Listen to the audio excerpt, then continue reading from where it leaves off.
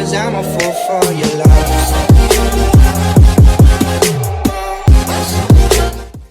Hello guys and welcome to another video. Today I have a how-to on replacing the analog stick on the Nintendo 64 controller. So what you're going to need are a few things. You're going to need, of course, a few screwdrivers. These are the recommended ones, of course, because if you look on the back here, the screws are down in a little hole there, so you're going to need an electrical screwdriver, either one like this with the little thin nub that can get down in the hole, or one of these. You're also going to need, of course, a replacement analog stick. These can be purchased on eBay. There are loads of different ones to choose from. So yeah, got that there. And you're of course going to need the controller itself. Now I'll just show you quick. As you can see, I don't even need to touch it. You can just see that it's very loose. So that's not good, of course, when trying to play games.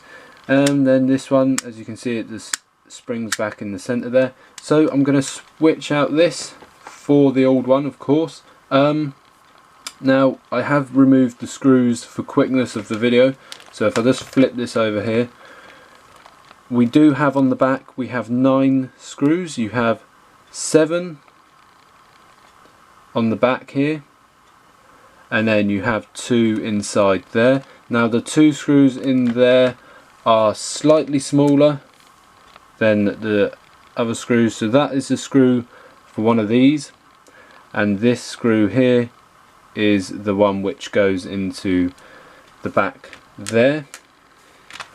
So you have in there, don't know if you can see that, there's 2 holes. So those screws are slightly smaller, so you want to keep them separated so you don't get muddled, and also try and keep your screws separated. If you have anything handy you can put them in while doing this. It is recommended so you don't lose them, of course. And then these 3 screws here, so there are 3 of these screws, and they are for the analog itself, which you see the 3 screw holes. So let's get to this. So you want to, of course, remove the screws, and once you do that, simply take off the back casing. Now this can be a little fiddly, you just got to be patient. So like that. So once the back casing is off, you have here the analog. This is what you want to remove. You have 3 screws, 1, 2, 3 to remove. I have again removed them for quickness. And then you want to detach the connector, which is here. Now you also want to move the Z trigger button just out of here, so it simply pops out like so.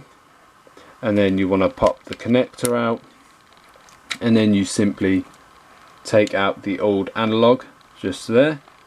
So that is now out and removed. You then of course need to now get your new one,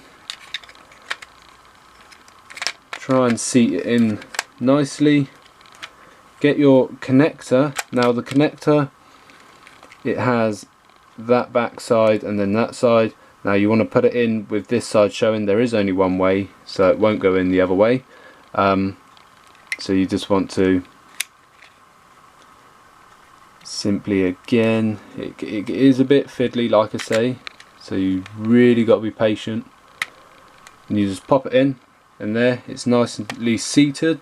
And then you want to get your Z trigger again, and that just pops in again just like that. So that is all nice and correct. Now you want to get your screwdriver and screws, and make sure not to lose them. Now it's probably best to take these triggers out, the R and L. This makes things easier because they will keep falling out over and over. So then you just want to simply screw the screws back in, make sure it's nice and secure. Now it's probably recommended to use a magnetic screwdriver, that way where the screws are small you're not going to lose them. So this makes it a lot easier. So if you have a screwdriver like this, so apologies for the awkwardness. It is pretty tricky to try and do this while looking through the viewfinder, so it can be slightly awkward, but it's pretty simple. So if you got this far, all you really need to do now is to put all the screws back in, and then the back casing on, obviously not forgetting the R and L trigger, and then you're away with a new analog stick, which is pretty nice.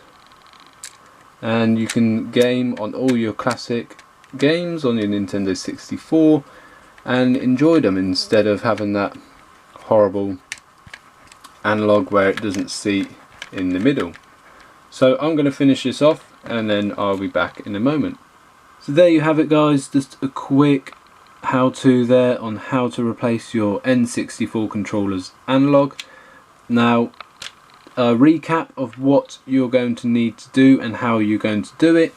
Of course, you're going to need to buy yourself a new analog, which can be picked up on eBay.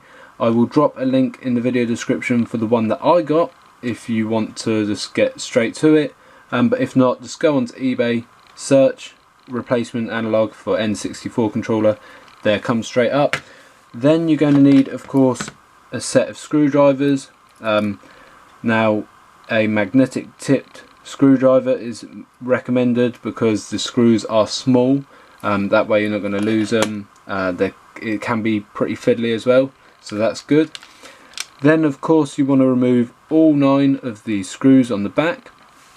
And then once you're inside the controller, you want to remove the 3 screws from the analog, disconnect the connector, not forgetting to remove, of course, the Z trigger button there. And then all you want to do is, when setting the new one in, you just want to do everything you did when you took it apart, just reverse pretty much, and you will have a nice working new analog stick on your N64 controller. I believe the GameCube analog sticks also work.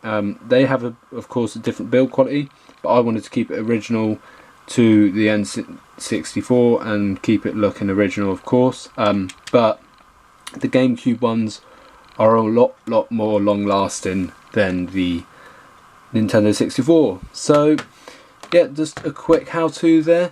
If you guys enjoyed, please of course hit the thumbs up, subscribe if you're new. Also go down into the comments and let me know if you still play any of your old retro consoles. Now, I really enjoy the Nintendo 64. It's the only Nintendo console I've had, but then recently, if you didn't see, I did unbox the new Nintendo Switch, so if you're interested in that, I will also drop a link down below. And a few months ago, before Christmas, I unboxed the mini NES Classic, which wasn't really a big thing here in the UK, but again, if you want to see the unboxing to that and anything else, then I'll have the links in the description for that, and also you can check out my playlists. Thanks for watching, guys, and see you in the next video. Stories, I'm a fool for your love.